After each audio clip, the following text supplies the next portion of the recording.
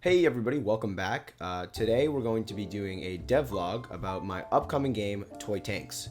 So, for those of you who don't know, Toy Tanks is like a Wii Tanks kind of modern twist, if you remember that game. If you don't, it's kind of like, pretty much, it's a 3D, physics-based, class-oriented type of, I'm gonna control this tank and destroy all the enemy tanks kind of game. So, some core mechanics include, doing ricochet shots, off the walls, jumping over bullets or, landing to get a speed boost, angling your shots. So if you jump in the air, you can click a button to do a sort of tilt, like you can tilt your tank to, hit angles that you otherwise wouldn't have been able to hit. Positioning is also really important because you got to kind of position yourself in a place where maybe you can hit them, but they can't hit you, depending on the verticality of wherever you are versus wherever they are. That sort of thing. And, every tank kind of has its own little unique stats and abilities. You can check that out here. So we've got like jump height, rotation speed, head rotation speed, acceleration, max speed, mass, blah, blah, blah, blah, blah, blah, blah. You can kind of figure what a lot of these do. They're pretty self-explanatory. Every tank has a special primary shot, which I guess I'll show you now. So every primary shot has, or every projectile has, a certain speed. A shooter knockback, basically when the tank that shoots this, how much force do you want to go in the opposite direction? So if like you shoot forward, you're gonna get pushed backwards. Target knockback, which is pretty much when you hit a tank, when you hit whatever tank you're aiming at, how far does that push them in the direction that you shot them? Shooter launch force, which is like how high you get pushed up into the air, and target launch force, which is like how high the target gets pushed up into the air. Obviously, max reflections, how many times it can ricochet, and then damage. Right now, every bullet does 1 damage, so that's kind of standard. But in the future, you could imagine something like a really strong, powerful bullet that like is big but goes really slow. Maybe that does more damage, or things like that. And then there's bullet pass through, which pretty much means, does your bullet destroy other bullets? And so like if me and you were shooting at each other, if I had bullet pass through, that means my bullet is going to pass through your bullet's going to get destroyed, mine's going to keep going. So that's for like, really special cases where, like you have like there's one playable tank right now that, has a projectile that starts moving but then slows down and eventually kind of explodes. Well, not explodes, but destroys itself, I guess. So it's like it has a limited range. Most projectiles just keep going until they've hit like an object and they've lost their reflections. They've used up all their reflections. But so like there's a certain tank that can shoot and like a bullet will die some ways out in front of them, like it'll like kind of slow down and stop. And that, that's a case where I'd use like bullet pass through because, you may not have range, but you can use that to like defend yourself, to block other people's shots and, things like that. So, okay, on to the topic of the video. What am I going to be developing today? Well, I am going to be working on some level designs. So, as of right now, I have one campaign, and a campaign is just a series of playable levels. Each campaign will be 10 levels long. So I have like, this is 1-1, 1-2, 1-3, 4, 5, 6, 7, 8, 9, and 10. So these levels feature, I think, 4, 5, maybe 6 different tanks, all with, kind of their own unique properties and such.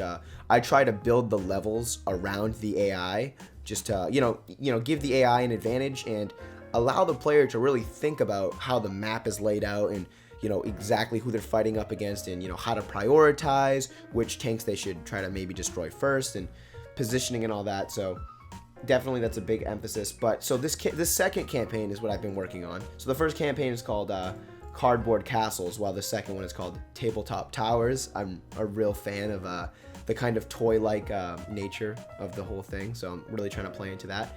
But so this is supposed to be the first level for the second campaign. The thing is, it is way too hard. It is just simply unintuitive. It is not fun to play. I've had a lot of people play test it, and that's what I've got. And I think I figured out the reason why. It's pretty much due to the verticality.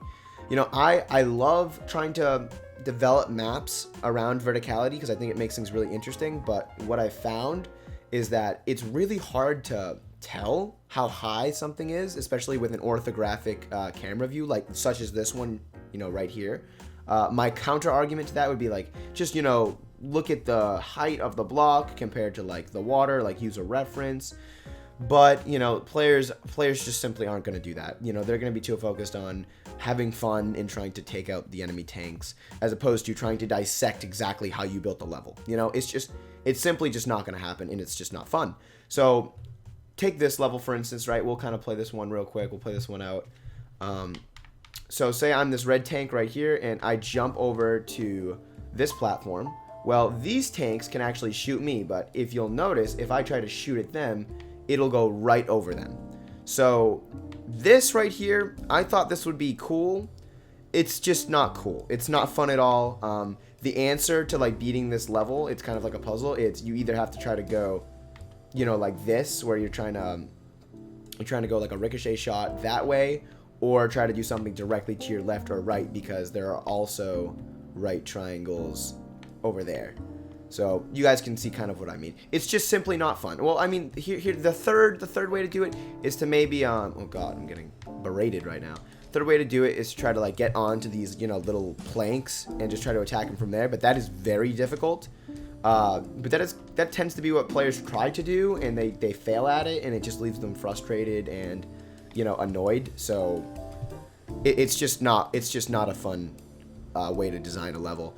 And I think that what I need to understand, or what I have come to understand, is that when creating these levels, it's not my goal as a designer to make them as challenging or as intricate as possible, because that doesn't always necessarily translate to enjoyment or fun. So it's just frustrating to deal with this, I mean, I might think it's cool, and I may consider like this level like a work of art, because there are so many different kind of intricate facets, to how it works and what you can do with it.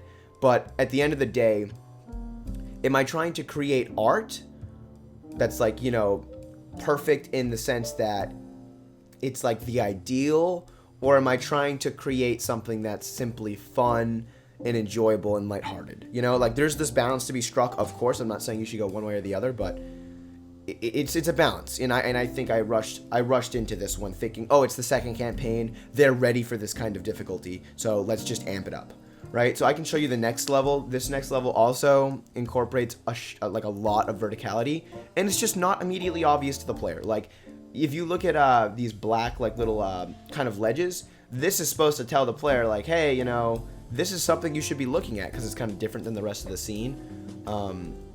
But it's just at the end of the day, players are going to be too focused on trying to either defend themselves from getting shot or shooting other tanks, and they're just not going to look at this. Like I had somebody, I'll show you kind of what I mean. I had somebody literally spend like 10 minutes. So first let me like take out these guys right here, if I can do that. So I literally had somebody like spending 10 minutes trying to like jump and like shoot these guys, when in reality you're in a position by default to shoot at them, kill them, and they can't shoot you. Obviously my aim is atrocious, but you get what I'm saying. And like it's just not immediately obvious to the player. So I had somebody just literally spend like 15 minutes trying to jump, and then just like that get killed. It's really hard to do with this sort of camera angle and this type of game.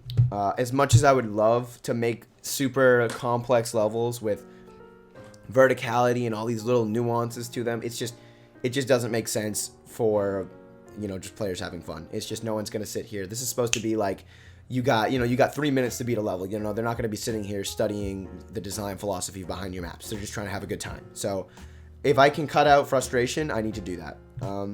I can show you another example. The third level, again, seriously, a lot of verticality being incorporated here. So you can kind of see this little ledge right here. You can see this ledge. These are different heights. These are different heights. This is a different height than the plane, than the actual ground.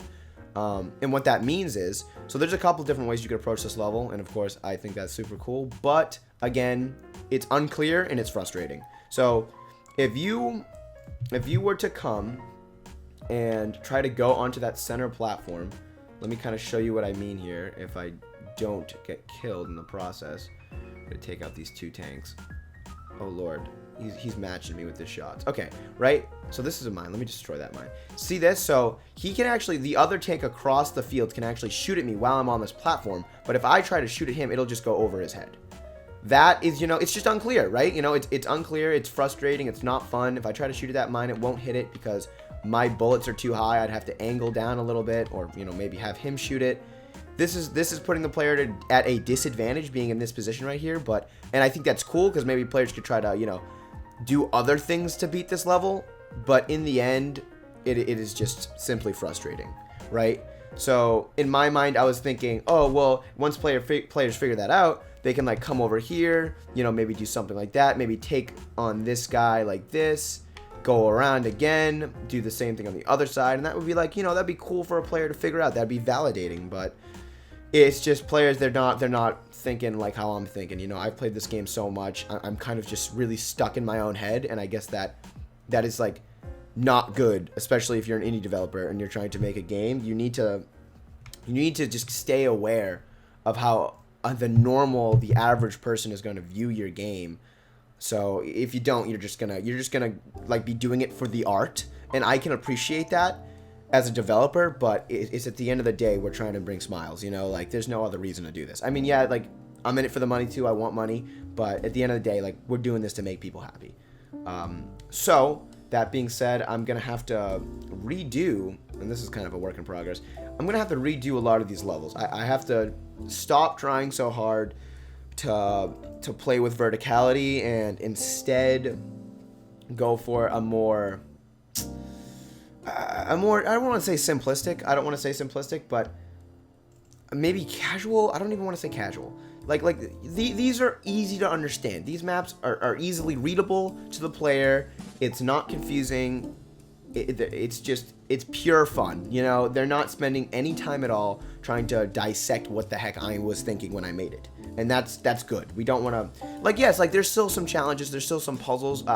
Definitely, there's 100% puzzles riddled in all of these levels, but they're not mandatory for beating the level. So I think that's kind of what I'm getting at. If you want to add extra complexity, you need to make it an option and not a requirement. And what I mean by that is you shouldn't make a level be super hard if a player can't figure some complex, nuanced mechanic out. It's just not fun. It's just simply not fun. So I think I've rambled on long enough about this. It's time to get on to making some levels. So I'll put, a little... I'm probably already showing some sort of speed build of me building some levels, but I hope you guys enjoy them, and I will catch you real soon once, a couple of those are done, and we can kind of talk about why I did them the way I did them. Okay, I'll see you soon.